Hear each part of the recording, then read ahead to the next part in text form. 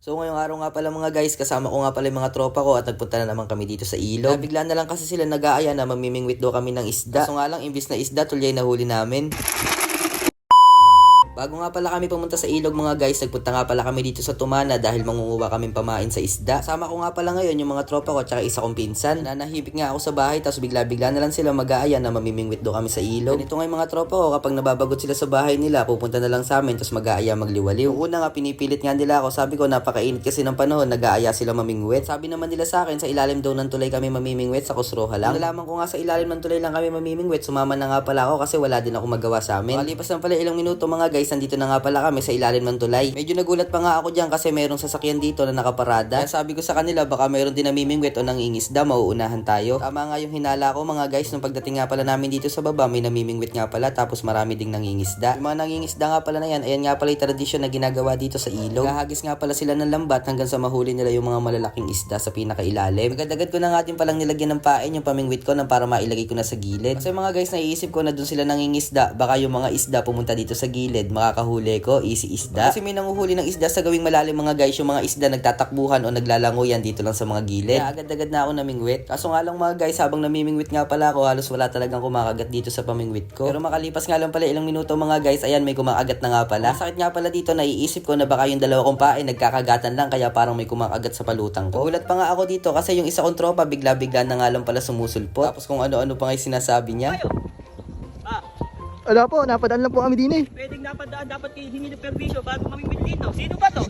Pinanet pala to eh. Ganyan nga pala kalakas man trip yung mga tropa ko, manang-mana talaga sa akin. Hindi malakas man trip mga guys, pati ako kinakagat, sabi ko lang may kumakagat sa pain ko. Iniwanan ko na nga din pala yung pamingwit ko kasi sobrang init dun sa may pwesto ko kanina. Ito nga pala yung nakakainis mga guys, namimingwit nga pala ako sa gilid tapos yung isa kong tropa dun naglalangoy sa pinakagilid na pinamimingwitan ko. Kaya ayun, nabulabog yung mga isda kaya lumipat na ako ng pwesto dito nga lang pala sa malilim. Malipas lang pala ilang minuto, bumalik na nga pala ako sa may kanina kong pwesto kasi yung kanina kong pinuntahan na pwesto wala talagang kumakagat. Ito nga pala sa part na to mga guys, ayan balo na nga pala ako kasi wala talagang kumakagat. Tinaas ko na nga yung palutang, winaba ko na, wala pa rin talaga. Milong na nga din pala ako sa medyo malilim kasi naingitim na yung batok ko. Dito pupuntahan nga pala namin yung mga nangingisda kanina, baka sakaling bigyan kami ng malalaking isda. Ito nga palang isa kong tropa, sobrang kulit, ganyan pala yan kapag nakawala sa koral. Dito na nga din pala kami sa mga nangingisda kanina, sobrang dami nga nilang nahuli. Na nga din pala kami nanghingi kasi nahihiya kami kaya agad-agad na rin kaming umalis. Kami nakikita ako mga tao na nangingisda o lumalaban ng patas, nakaka-proud nga. Pagbalik nga namin dito sa pwesto, inangat ko nga pala yung pamingwit kaso nga lang walang huli. Di pa nga din pala sumusuko yung isa kong tropa, nangangapa pa rin ng isda. Hindi na nga pala pinagtripan niya ako kaya bumawi ko, pinagtripan ko din siya na wala ka akong mahuhuli siyang isda dyan. Sarap nga din pala dito kay kuya na namimingwit. Ang gaganda nga ng pamingwit niya tapos yung pamingwit namin gawa lang sa kawayan. Nakakapanga ng isa kong tropa, nakakita nga pala siya ng bal. So nga lang mga guys, may masama siyang binabalak.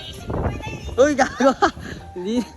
Hey! Napakaganda nga dito sa ilalim ng tulay mga guys. Talagang marerelax ka lalo na pag kasama yung mga tropa mo at masasaya kayo. Habang naghihintay kami na may kumakagat, nang hiram na nga din pala ako ng vape dito sa pinsang ko. Medyo nababagot na nga ako dito mga guys kasi 2 oras na kami naghihintay, wala pa rin kumakagat sa pamingwit namin. Nakita ko na nga lang yung isa kong tropa na pumunta sa malayo, dala-dala yung pamingwit ko, tinakas. Kaya ang sabi ko sa kanila, puntahan natin. Kaya agad-agad na akong tumakbo kasi naiwan nila ako. Tapos yung nangangapa kanina na tropa ko, ayan, nagmimisto lang Naruto. Ewan ko nga ba dito sa isa kong tropa na to, hinahabol nga pala niya yung kalabaw. Kaso nga lang mga guys, yung isa niyang hinabol na kalabaw may pagtatangka sa kanya.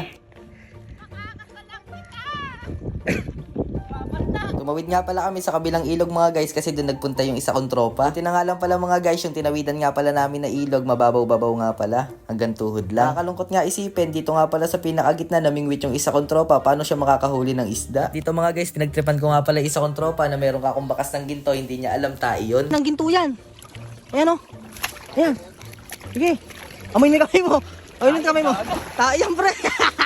At ayun, tuwa nga pala ako kasi nakagantay ko sa kanya. At ito mga guys, kaya nga pala kami nakakuha ng mga tulya kasi dito nga pala sa pinuntahan namin, sobrang daming tulya imbis na isda. Kaya naman nga sa napuntahan namin dito, napakalalaki nga pala ng mga tulya. Dito mga guys, minsan napapaisip nga pala ako dito sa isa kong tropa kung kulang-kulang nga ba siya o sadyang baliw nga lang. Minsan kasi mapapaisip ka na bakit ka namimingwit sa gitna ng ilog tapos katabi mo pa mismo yung bingwit mo. Huwa na nga din pala sila guys ng mga tulya kasi wala kaming mahuling isda kaya tulya na lang huhulihin namin. Punta nga pala ako sa talahiban kasi mamamahinga ako ng onte, sobrang sakit ng binti ko, namumuli sumikat. Tapos ko nga pala mamahinga, nagpunta na nga pala ako ulit sa may pwesto namin kanina kasi naiwan yung mga cellphone nila doon tapos yung mga susi ng motor namin. Alam nyo ba mga guys na sobrang daming benefits ng tulya, pampagatas nga pala to lalo na sa mga nagbubuntis. Nung pagbalik ko nga sa kanina namin pwesto, agad-agad na nga ulit ako namingwit baka sakaling may kumagat. Sobrang layo nga pala ng mga tropa ko na dun sa dulo, dun sila nanunulya. Tapos ako, eto, tamang abang lang kung may kakagat nga ba sa bingwit ko. Habang naghihintay nga pala ako, nagulat ako sa mga tropa ko nagsisigawan.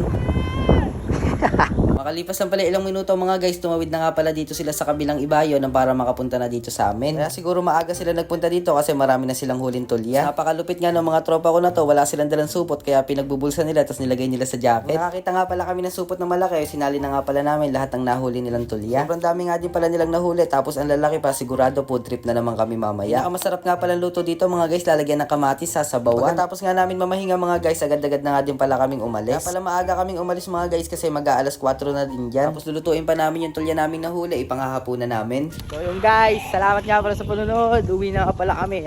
Nakuha lang namin tulya. Imbis na isda ang makuha namin, tulya guys ang nakuha namin. Pero okay lang yun kasi pupunta trip namin mamaya.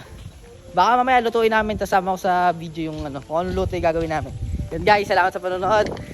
Kung kayo hanggat gusto nyo. Yee!